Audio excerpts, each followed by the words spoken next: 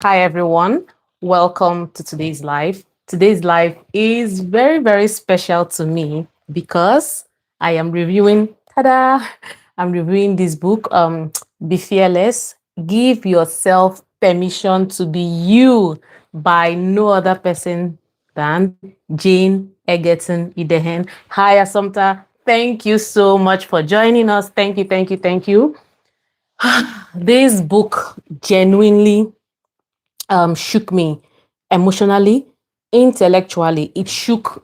I read it, and from the very first word in it, I was like, "Oh my goodness!" I think from the very first word, I was already in tears. I was crying. It was just so much. It shook me emotionally, intellectually, and spiritually. I'm not even mincing any words. It set fire to my bones from the beginning of the book. I just felt this.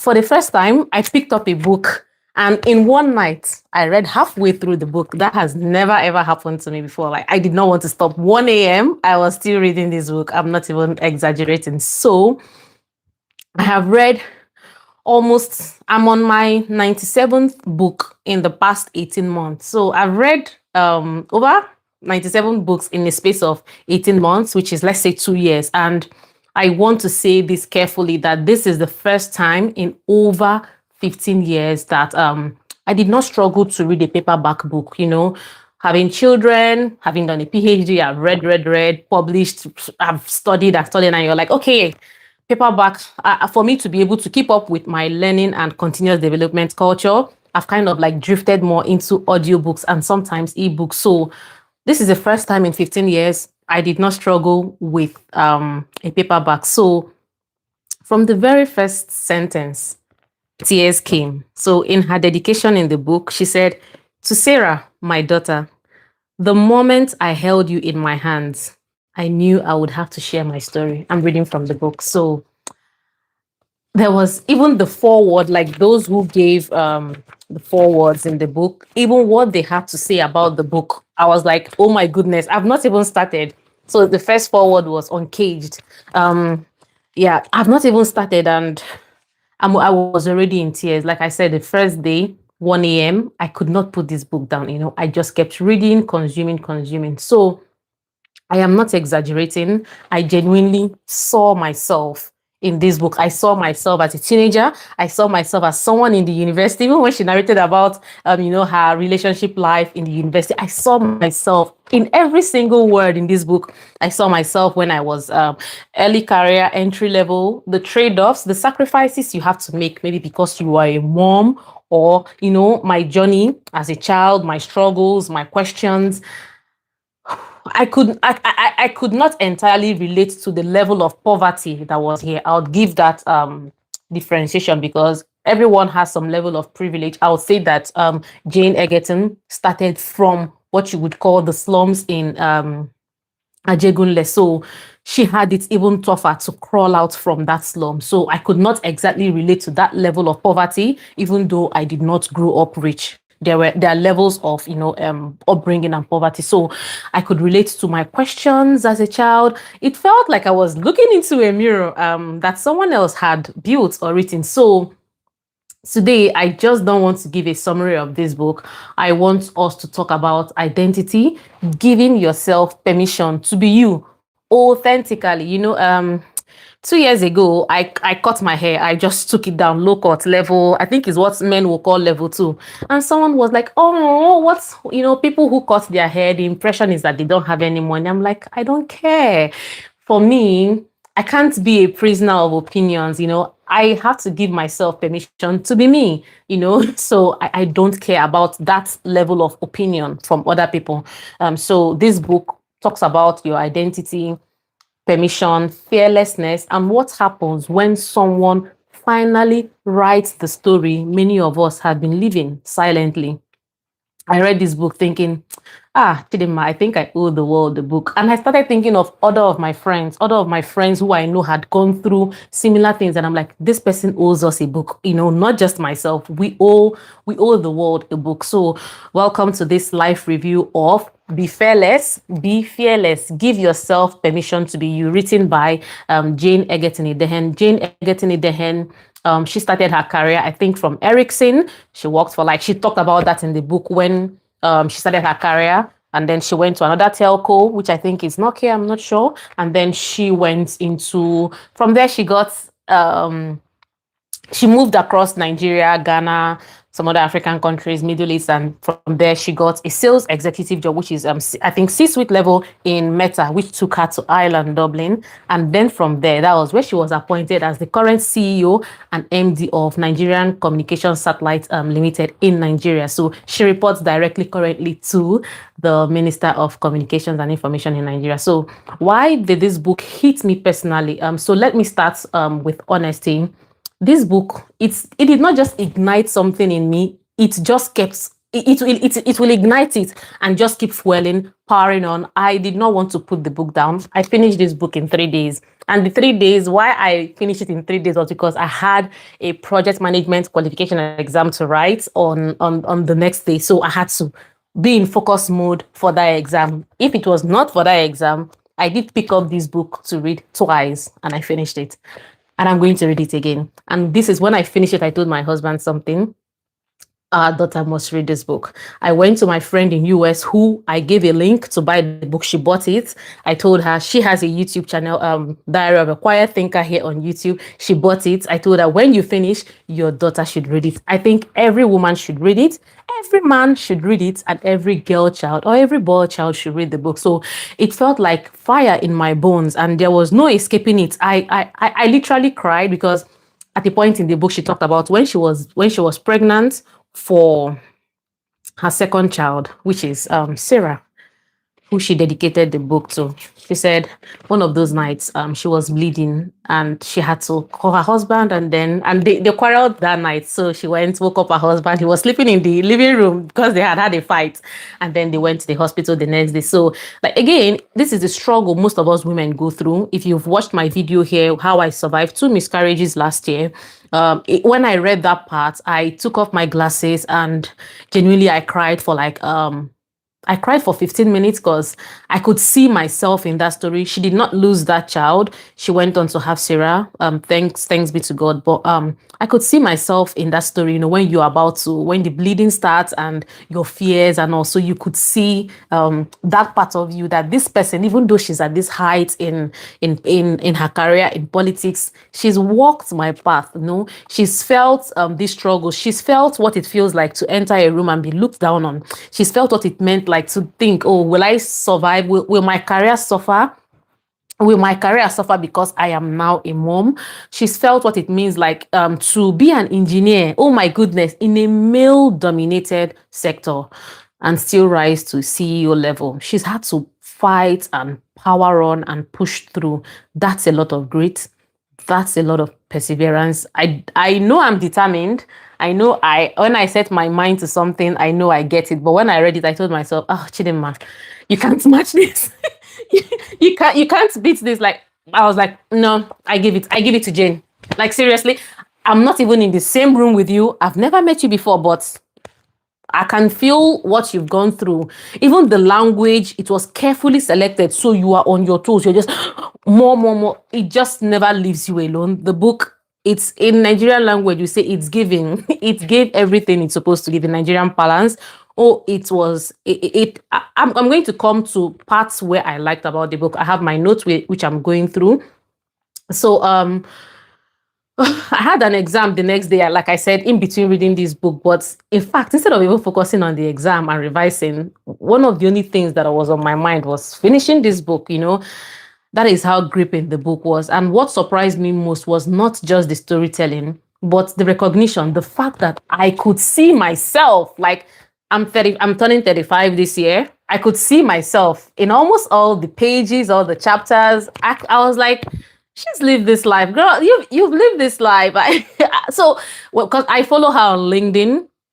I don't have any personal relationship with her so far. I follow her on LinkedIn, and that's one of the things I talk about. When you are in a place where you are very, very comfortable, you are the best person here, everyone is clapping for you, be absolutely careful, because what you are indirectly doing is that you are limiting your growth. You are saying, oh, I'm the best here, and this is where I'm going to stop, because be careful of the claps and the praises of men. So when I follow her on LinkedIn, one of the things it does for me is that I look at Jane and she sets so much, the bar is high. It's not competing or comparison. It's like you are beholding, this is possible. I can look up. I look up to God, but I can look up. I study her LinkedIn profile sometimes. I'm like, I can see the steps she has taken. Even in the book, she talked about where she did an executive study in Harvard, in Yale. I can see she's showing all working. That's the point. She's been active, she's been visible, she's committed to giving back to the slums where she grew up in Ajegunle. She's committed in women in engineering. I think she's among the people who started IEEE Women Engineering in Nigeria. She was recently given an award. This is someone who, wherever she goes to and lives, they give her a Trailblazer Award. So it gives you that person, okay, this is possible. It brings you out of the limitations your current environment has set for you. And you're looking at someone who has walked the same path with you, who went to the same secondary school with me, by the way, but we were like 17 years apart, who went to the same university with me, but I never met her. And she's gone ahead to, break these grounds, achieve it. Of course, she talks about the sacrifices. She talked about work-life balance, how we encourage women to study science, and then somehow we are telling them that the only career they can practice is either maybe safe careers, because that was one of her former boyfriend, who she did not end up marrying. She wrote it in the book, told her that after studying engineering, the two of them were studying engineering anyway. After studying engineering, when you marry me, you're going to now be a teacher. You can't practice engineering. And that was one of the reasons she was losing her voice and she broke up that relationship. So yeah, studying this book, I realized that sometimes what are those unconscious biases that we actually impose on ourselves or on women. We train the girl child, we send her to school, and then when it comes to practicing science, for instance, it's almost impossible to have that work-life balance. As I've been a scientist for 15 years. Tell me about impossibility, because I used to stay in the lab almost 17 hours a day, weekends, you're expected there. How do you do that and be a good mom and a good parent? So the system, it was, I would say that women, we have to think carefully about the things that are important to us, because something must give. Something must give. Either your career gives or your family gives. Is it possible to balance it all? From my experience and from what she wrote in this book and from other women's experience, it's not possible to say you're holding 100%, 100%. Something must give. And one of the things I loved that she said, choose what it is that you are going to fail at. There is career, there is motherhood, there's being a wife, there is this, there is that. She said she's not a proponent of balancing it all. And I was like, yes, someone said it. She's a proponent of, she quoted someone's theory in the book. She said, no, I am a proponent of choose the one you are going to fail at. Are you going to fail at your career? Are you going to fail? What area? I know I don't want to fail in being a mother. That one I'm not going. So it helps you to determine your priorities, and it helps her to determine her priorities as well. So choose the one you're going to fail at, because you can. It's impossible to say you're going to hold it down together. I'm happy to hear your thoughts in the comment section. Please send me what you think. Do you think this makes sense? Do you think it's far-fetched? Do you think you can actually balance every single thing 100%? I don't think so, though, because I've lived this life for the past 15 years. I graduated from school at the age of 20. And like I said, I've been in science for 15 years now. So you have to choose what you will feel at, and make sure you choose it early, and that life does not define what you actually feel at. Okay. So, as I was saying, as a Black woman, as someone navigating my identity, career, expectations, and purpose, I saw my experiences laid bare here. And sometimes when you read a book like this, you realize that you are not alone. This problem is not unique to me, Chidinma. Someone has experienced it before. And that's why I like the book. That's why I also like following her on LinkedIn. She's very, very pragmatic is the word, practical, showing all working. It's not just wish-washing it and saying, oh, maybe grace or that. How did you do it? How? Okay. So this alone, reading this book alone was healing in a way. It was healing because, hi, Chiegi, thank you so much for joining. So like I said, who is Jane Egerton? For anyone who may not know her story, Jane's journey spans from the slums of Ajegunle in Nigeria, in Lagos, to engineering, to aerospace. Her first career was as an aerospace station engineer in In Lagos, yeah. And her story of how she got that job, it was a gatekeeper. I think it was even the secretary that got her the job. So she even tells you, don't look down on anybody. That gatekeeper, if they say you are not entering into that room or to meet that person, so don't look down on anyone. And this is emphasized in another book that I've reviewed here, How to Be a Power Connector, Give and Take, Never Eat Alone. These books tell you the importance of networking. You might not know the CEO, you might not know the MD, but there is someone who they have a PA. Do you know how powerful PAs are? So your prayers, your blessings might be in the people you are looking down on. Please don't look down on people, all right? So she's gone from engineering to aerospace to leadership across telecommunications, and now she's serving as the CEO and MD of a federal parastatal in Nigeria. Thank you so much for joining. Thank you for the comments. Thank you for the engagements. Thank you, thank you, thank you. So beyond all the titles, beyond the titles, what stuck with me was her story represents possibilities. It's possible if you set your mind to do it. And she also talked about community. She had a community of ladies who are going through similar things. She talked about mentorship a lot, sponsorship. Oh my goodness. Her husband also wrote a chapter in this book. I loved when she clamored for sponsorship. She went ahead to define the difference between sponsorship and mentorship or even coaching. So she advocates for sponsor. A sponsor is the person who opens up that door for you, who advocates for you in rooms you can never enter. A mentor can guide you, but a sponsor actively says, you, Chiegi, you Assumpta, you must get this. You are due for it. They speak up for you in your promotion. So she said that sponsors can be your line manager or someone else in the company, okay? So her story represents possibilities, not the romanticized version of struggle. No, this is what she went through and this is where she is. So if she had just done, oh, I started from Ajegunle and this is where I am, oh, like clap for me, that would be inspirational. No, she showed walking. She showed walking, the struggles, the trade-offs, the gives, something must give. And she said something here that struck me. She said, choose what you are going to fail at. You are not going to be able to balance it all. You can't balance being a mom, being a career person. Choose with your full chest. I am going to fail at this part. And that's okay. And that gives you room to be okay, to accept it that I won't do perfectly well here. Okay. And that's where you can start outsourcing things. That's where you can start hiring help. That's what I'm going to give an example. I run this YouTube channel. I've started running another YouTube channel. I have children. I have a full-time career. See, I have to outsource. I have employed an editor, signed a contract with me. I have a social media marketer. I outsource catering. This is because I can afford it. But my point is this. You can't, if you want to get to that level, you have to choose where to throw money at as a tool or even a community, okay? So she showed working even when she employed domestic help and all that. Thank you, Victor, for joining. She did not just romanticize struggle, but the real lived experience and systems of navigation, how she was able to navigate it, the open and honest conversations she had with her husband. Her husband is still very, very supportive. So we saw that in the book. And he wrote, when I got to her husband's chapter, I'm like, this man is even angrier than Jane, because I'm like, so the men's round table, that's the husband writing it, this chapter 12. I'm like, whoa, this man is even angrier at a world that is not even equitable for women than the author herself. I could feel the passion of being married to someone who takes her career very seriously. One of the things he said here is when they were on a date and she asked the husband, where do you see yourself in 5 years? The husband said, okay, maybe have children, my career and all. And then the husband asked her the same question. They were in a cinema. Where do you see yourself in 5 years or in 15 years? She said, okay, have children and she mentioned be a CEO in a telecoms or multinational, be a founder of numerous companies and sit on boards. If you go to Jane Egerton's LinkedIn, which is linked in the description of this live, go through her profile. What she said 15 years ago is her reality now.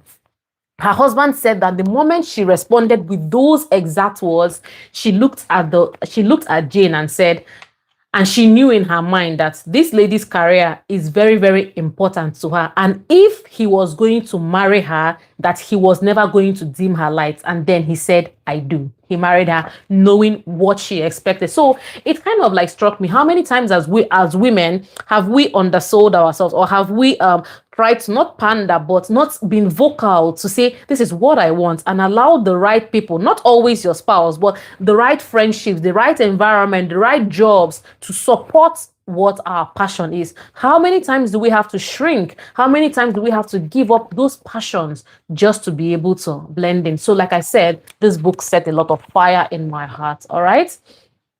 So for many readers, especially women and Black girls, representation like this is very, very powerful. Like I said, this tells you the power of beholding. So what makes this book different? So let me speak as someone who reads a lot. Like I said, I've read 95, 97 books in the space of 18 months. You can call it 2 years. But one of my strong opinions is that many books are longer than necessary. I get to chapter 10, I'm like, okay, can you wrap it up?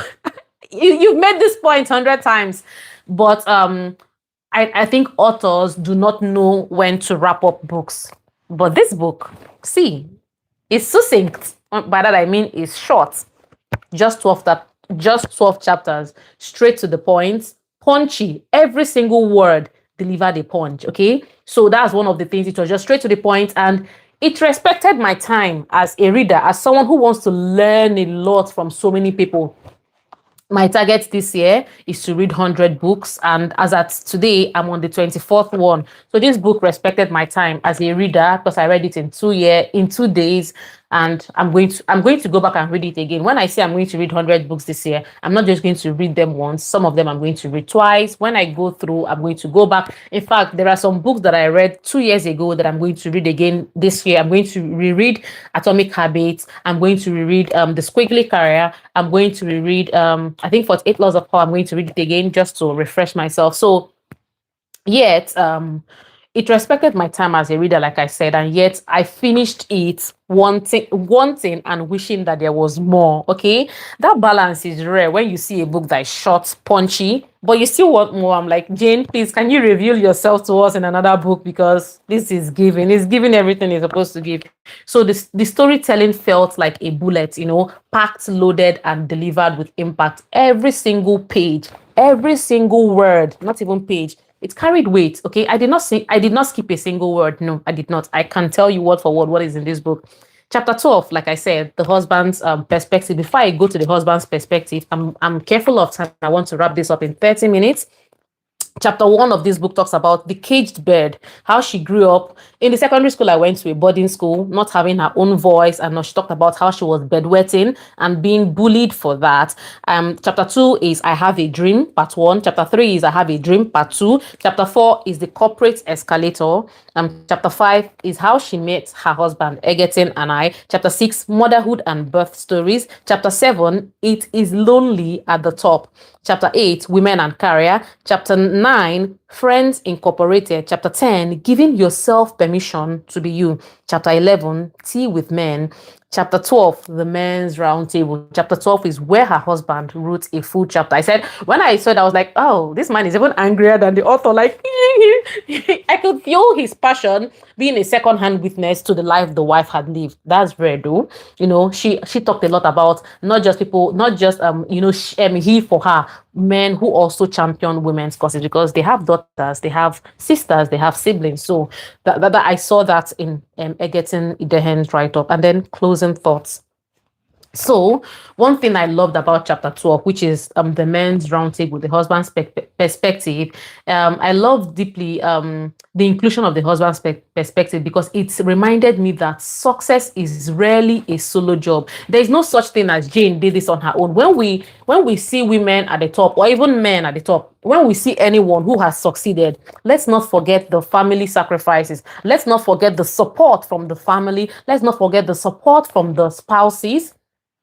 And the children, the sacrifices too, maybe those missed recitals, maybe those missed games. Let's not forget that it's a team effort. It's never a solo journey. Let's not forget Jane's lecturers. She mentioned some of her lecturers, even though she missed making a first class because she promised one of, but she made it up, So let's not forget those people. It takes a village to raise anybody you have seen. And I love that she incorporated everyone, There's always someone, thank you, Eggy, there's always someone sacrificing behind the scene, when you be, so in Nigeria, we will normally say behind every successful man, there is a woman. Behind every successful Jane, there is a husband, there is a child, there is her friends, her church, her pastors. There are people. She has a community.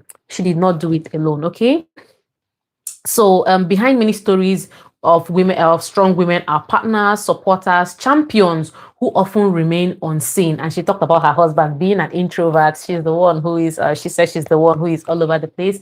And we acknowledge that perspective adds depth and honesty to the story. So I really loved the balance. I could feel the balance in the home between her personality and her husband's personality. She's an extrovert, her husband is an introvert, okay?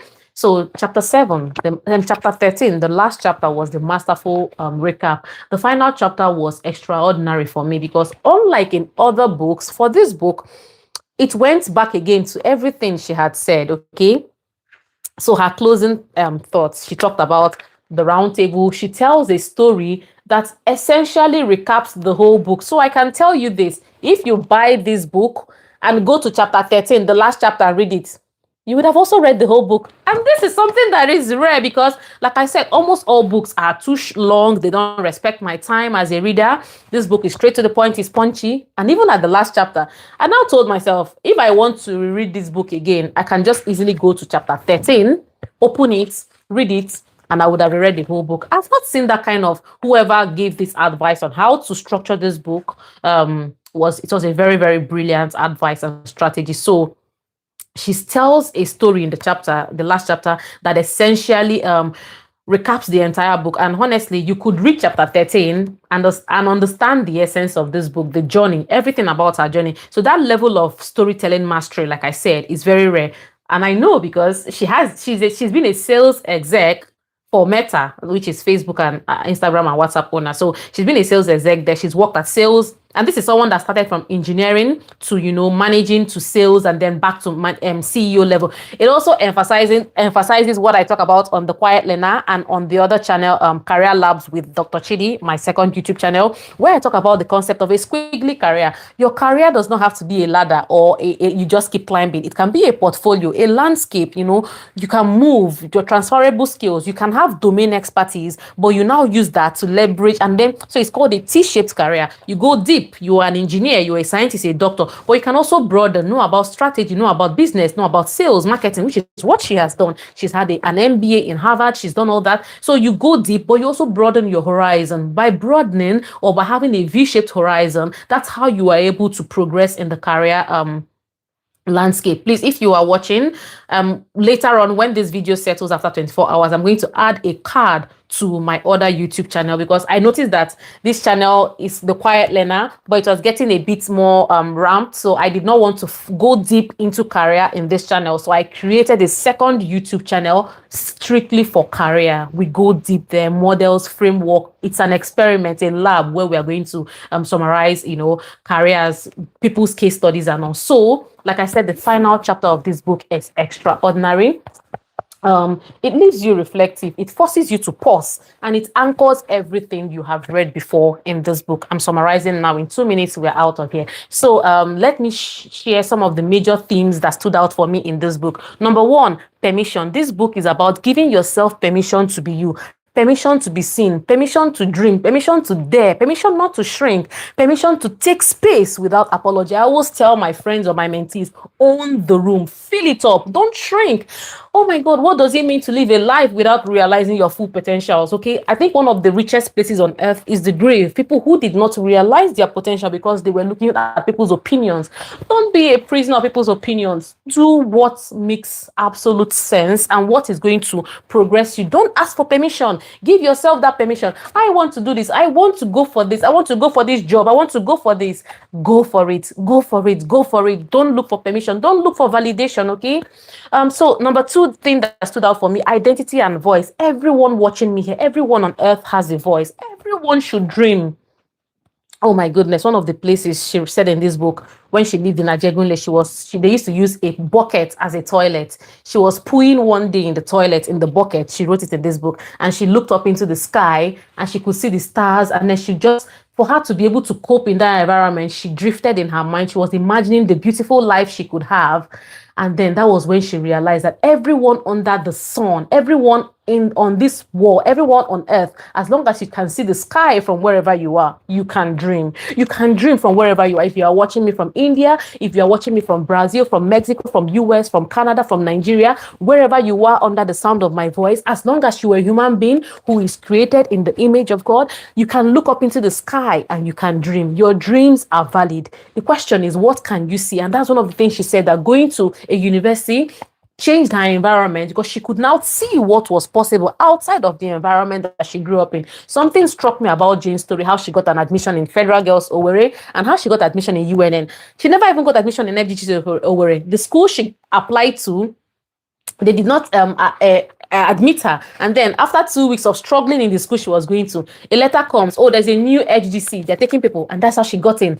You know, sometimes when things happen to people, you begin to see the hand of God. You know, you begin to see that these things are not ordinary, they are not circumstantial. This thing can only be faith. And then faith, FATE. And then she also talked about how she got into university. Similar story. You're like, how is it just coincidence, you know? So you could see God's hands in on this woman's life. And I'm grateful that she has got to that point and not forgotten. She keeps giving back. She keeps teaching. She dedicates herself to teaching. To anytime you call her to teach, I see her teaching those in secondary school. You can see that passion to give back. Even she goes back to Ajegunle till now, and she still mentors people who are turning 18 on how they can live a life beyond the slums. So everyone should dream, and sometimes the biggest battle is believing that your voice deserves even to exist. Don't let anyone silence you.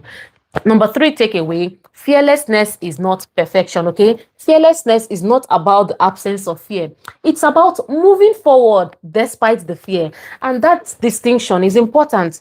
Fearlessness is not that I don't have fears. I do have fears. Chidinma has fears. But amidst my fears, I'm still going to advance. I'm still going to move forward. You can see that perseverance, that bullish attitude in Jane.